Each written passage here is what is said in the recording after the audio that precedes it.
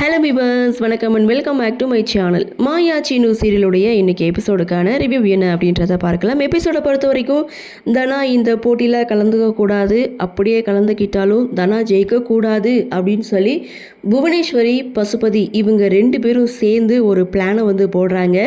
அங்கே வேலை பார்க்குற ஒருத்தர்கிட்ட பேசி அதற்கான பிளானையும் வந்து சொல்கிறாங்க. தனா இந்த போட்டியில் ஜெயிக்கவே கூடாது அப்படின்னு சொல்லி அந்த பொறுப்பை அவர்கிட்ட ஒப்படைச்ச பொறுப்பை சரியாக செய்யணுமே அப்படின்னு சொல்லிட்டு அவரும் காத்துட்ருக்காங்க. அதுக்கும் சரியான ஒரு சந்தர்ப்பம் அவருக்கு அமையுது. தனாவுடைய பெயரை சொன்னதுக்கு அப்புறம் தனாவுடைய கோச் தனாவை ட்ரெஸ் சேஞ்ச் பண்ணிட்டு வர சொல்கிறாங்க. தனாவும் ஒரு ஓரமாக நின்று எங்கே பண்ணலாம் அப்படின்னு சொல்லி யோசிக்கும் போது அவரும் பார்த்தீங்கன்னா, என்னம்மா எங்கே நின்றுட்டு இருக்க, நீ விளையாடுற பொண்ணு தானே அப்படின்னு சொல்லி கேட்க, ஆமாம் ட்ரெஸ் சேஞ்ச் பண்ணணும், எங்கே பண்ணுறதுன்னு தெரியல அப்படின்னு சொல்ல, சரி வாமா ரூமை காமிக்கிறேன் அப்படின்னு சொல்லிட்டு அவர் தனாவை ரூமுக்கு கூட்டிகிட்டு போகிறாரு. இந்த ரூமில் மாற்றிக்கோ அப்படின்னு சொல்லிட்டு தனாவை உள்ளே அனுப்பிட்டு வெளியில் தனாவுக்கு தெரியாமலே லாக் போட்டுட்டு அந்த கீயை கொண்டு வந்து புவனேஸ்வரி கிட்ட கொடுத்துட்றாங்க. புவனேஸ்வரி இதனால ரொம்ப சந்தோஷப்படுறாங்க. வந்த வேலை இவ்வளோ சுலபமாக முடிஞ்சிருச்சு அப்படின்ட்டு ரகுராம் ஊர் முன்னாடி அசிங்கப்பட்டு தான் நிற்க போகிறாரு அப்படின்ற மாதிரியும் பசுபதியும் புவனேஸ்வரியும் ரொம்ப சந்தோஷப்பட, இன்னொரு பக்கம் போட்டி அனௌன்ஸ் பண்ணிட்டாங்க. எல்லாருடைய எதிர்பார்ப்பும் பார்த்திங்கன்னா தனாவுடைய வருகை தான். தனாவுடைய பேரை வந்து கூப்பிடுறாங்க. தனா ரூமை திறக்க ட்ரை பண்ணுறாங்க, ஆனால் வெளியில் லாக் ஆகிருக்கு.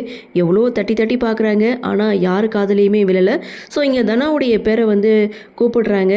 ஸோ எங்கே தனா அப்படின்னு சொல்லிட்டு கதிர், மாயா 2 பேரும் செக் பண்ணி பார்க்குறாங்க. அப்போது தனாவுடைய கோச்சுக்கிட்ட போய் கேட்கும்போது ட்ரெஸ்ஸை மாற்றிட்டு வரேன்னு சொல்லிட்டு போனால், ஆனால் இன்னும் ஆளையே காணுமே அப்படின்னு சொல்ல, கரெக்டாக மாயா கதிர் 2 பேருமே ஒவ்வொரு பக்கமாக தேடிட்டுருக்காங்க.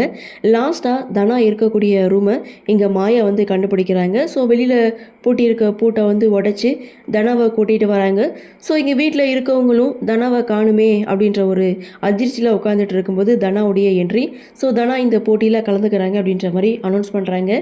இதை கேட்ட புவனேஸ்வரி செம்ம ஷாக் ஆகுறாங்க. என்னது, தனா போட்டியில் கலந்துக்க போகிறாளாச்சா, எப்படியோ பிளான் பண்ணி தப்பிச்சிட்டாலே, இவளை ஜெயிக்கவே விடக்கூடாது அப்படின்னு சொல்லி இவங்களும் பயங்கர கோவத்தோடு நின்றுட்டுருக்க. ஸோ இந்த பக்கம் தனா விளையாடிட்டு இருக்காங்க. ஸோ ஃபஸ்ட்டு தனாவுடைய பாயிண்ட் ஏறினாலும் செகண்ட் ஹாஃபில் பார்த்திங்கன்னா உங்களுடைய பாயிண்ட் வந்து கம்மியாகுது. இதை பார்த்த ஜானகி கடவுள்கிட்ட போயிட்டு தனா எப்படியாவது ஜெயிக்கணும் அப்படின்னு சொல்லி வேண்ட. ஸோ இந்த பக்கம் தனாவுடைய பாயிண்ட்ஸ் பார்த்திங்கன்னா கொஞ்சம் கொஞ்சமாக இன்க்ரீஸ் ஆகுது. இதை பார்த்து ஒட்டுமொத்த குடும்பமும் சந்தோஷப்பட, ஸோ அதே சமயம் தனா இந்த போட்டியில் வின் பண்ணுறாங்க. ஸோ அடுத்து செமிஃபைனல். இந்த செமிஃபைனலில் தனா வந்து கலந்துக்கவே கூடாது, ஜெயிக்கக்கூடாது அப்படின்ற மாதிரி அடுத்த ஒரு பிளானை வந்து புவனேஸ்வரி வந்து போடுறாங்க.